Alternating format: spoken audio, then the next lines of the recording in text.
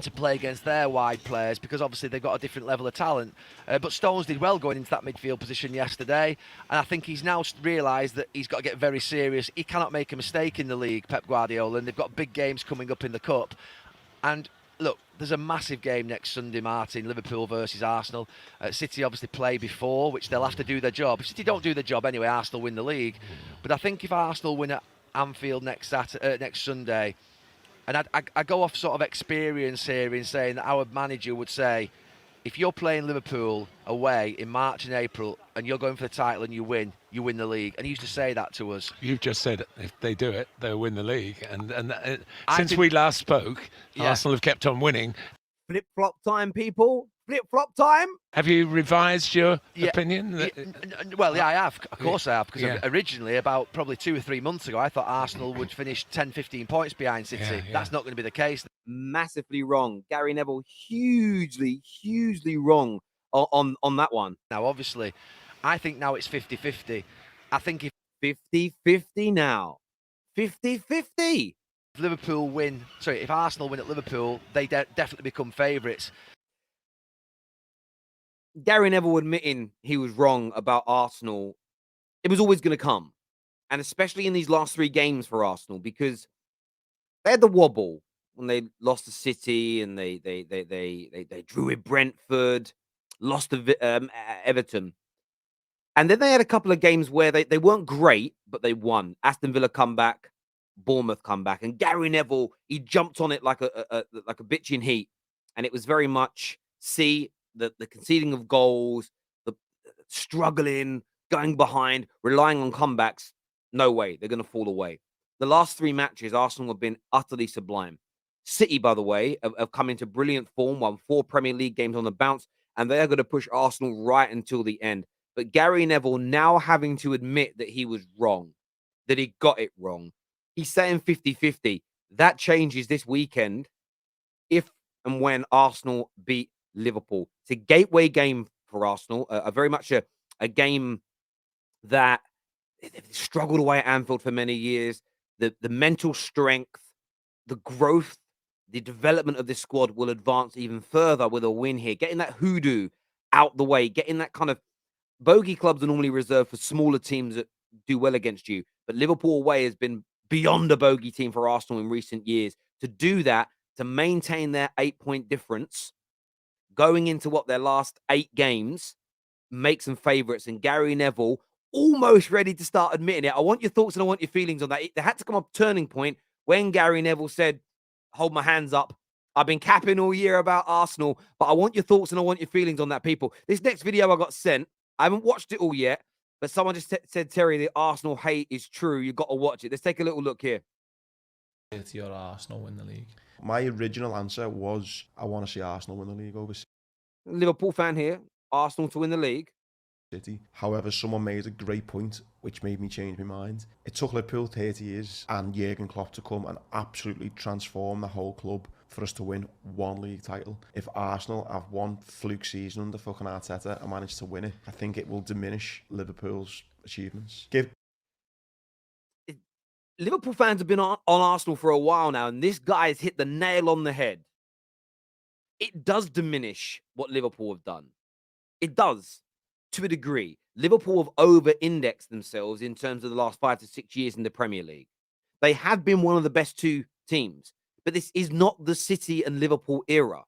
It is the City era. City have won 4 of the 5 titles they're both challenged for. It's the City era. They have come out on top, 110%. But a bit I want to go back and listen to is what he said just before that. Listen to this. If Arsenal have 1 fluke season under fucking Arteta, 1 fluke season. Do you know what's really crazy about that?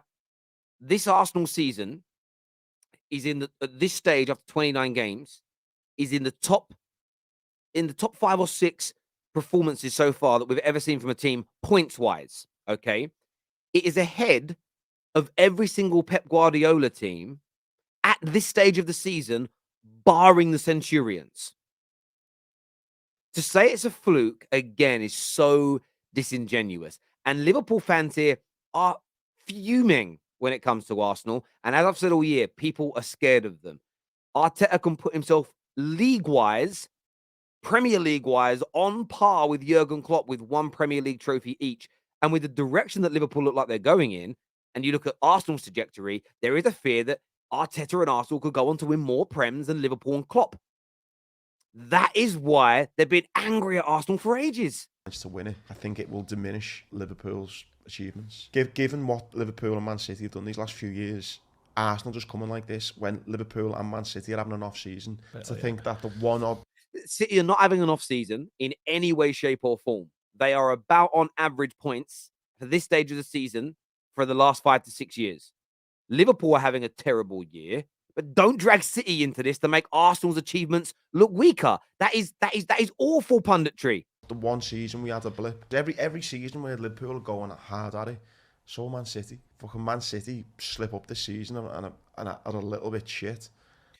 But if you look at the season where Liverpool won the league, City weren't great that year, were they? They weren't scintillating. They were miles off the pace. You could use the same logic there.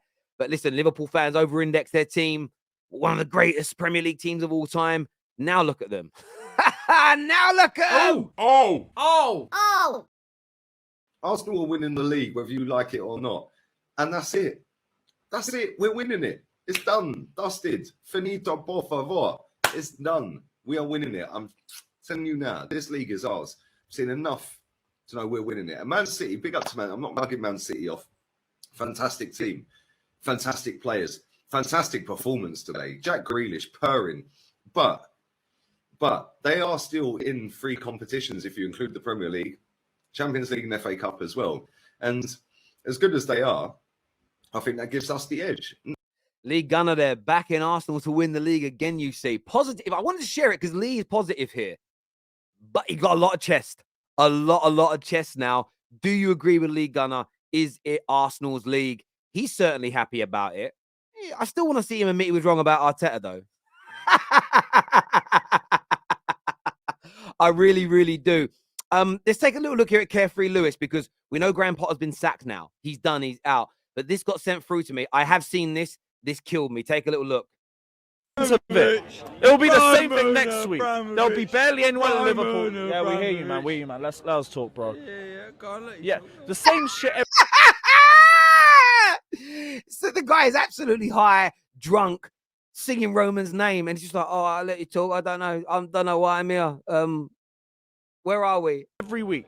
And more of my mates are looking at Arsenal, City, Manchester United, Newcastle, Real Madrid.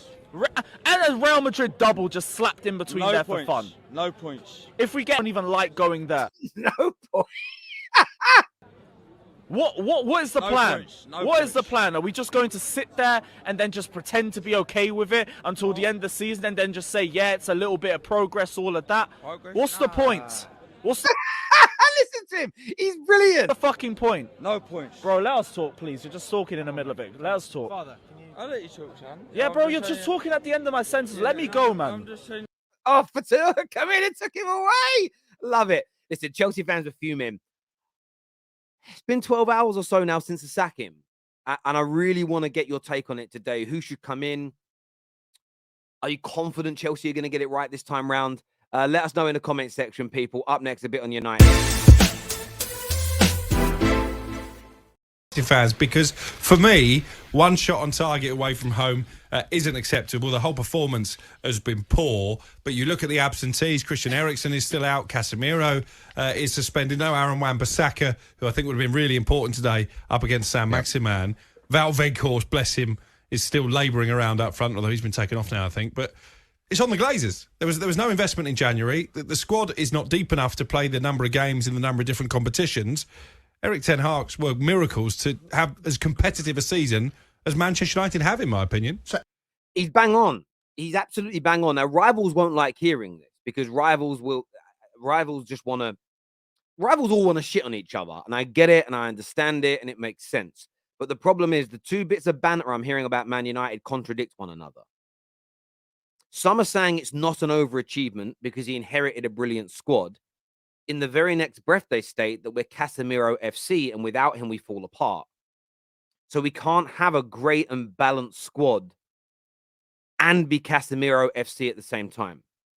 I think we are a bit of Casemiro FC in the sense of Without him and Eriksen in the middle, we struggle because the understudies in terms of anchoring the midfield, controlling the play, and shielding the back line doesn't exist. It's not Sabitzer's game, and Sabitzer was a last-minute signing because Eriksen got injured, wasn't part of the plan. McFred we know about, and Bruno is brilliant as an attacking and creative midfielder. He's not someone that can hold the ball. He's not someone that can dictate the tempo in the middle. The same as Paul Pogba. Paul Pogba, sublime attacking midfield player. Box to box, if you like. Ask him to sit deep and dictate the play, control the tempo, shield the back line. Bang average at doing that particular job. So I think Alex Crook is right here. Man United's lack of investment, Man United's poor quality squad that fouled last season. We are seeing issues with it right now with particular players being out.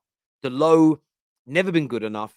When our AWB's out, we're weak on that side. The middle, there's holes in it. You throw De Gea into the situation as well. An upgrade to a modern-day goalkeeper is needed. It doesn't excuse the poor performance. Newcastle deserve to win.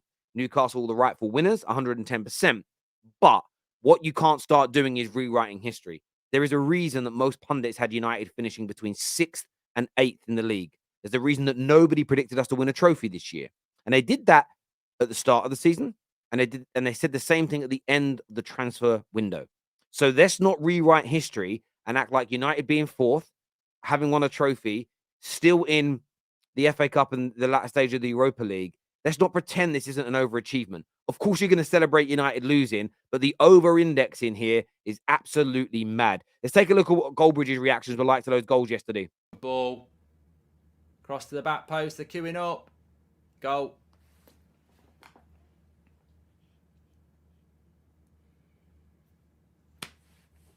Fucking hell. Willock scores. Goldbridge is doing exactly what I did when the goal went in. I wasn't even angry because I knew it was coming. You're frustrated, but it was almost that realization of something, the reality hitting of something you knew was coming. Totally get it. Oh, dear me. And it's that back post cross again, isn't it? You could see it being hung up, and I don't know where anybody is here. I mean, look, I don't know where anybody is here, but there's... The goal, though, and I totally got that. I didn't understand why David De Gea rushed to the post and left the middle of his goal open. Willock, nobody picked him up. There was a static approach. But the goal all came from passing out from the back from De Gea. Suicidal ball to Varane that had him in trouble. He got closed down, and the pressure wasn't relieved from there. This just goes back to the point I made a moment ago. Maybe 4 or 5 of the starting lineup today will be at Man United in 2 years. The rest of that team and the majority of that bench will not be at the club with the right investment, with the squad being overhauled. Man United fans, be angry and frustrated at the performance yesterday, but deep it. This is 1 year into a rebuild. This isn't taking over from a team. Even when Pep took over City, he took over a team that had won the league a year or so before. You're not talking about a Man United team that's been winning trophies. You're talking about a Man United team that last year was at its lowest point in 40, 50 years. It takes time. We got very giddy with some success this year, and we should celebrate it and be happy.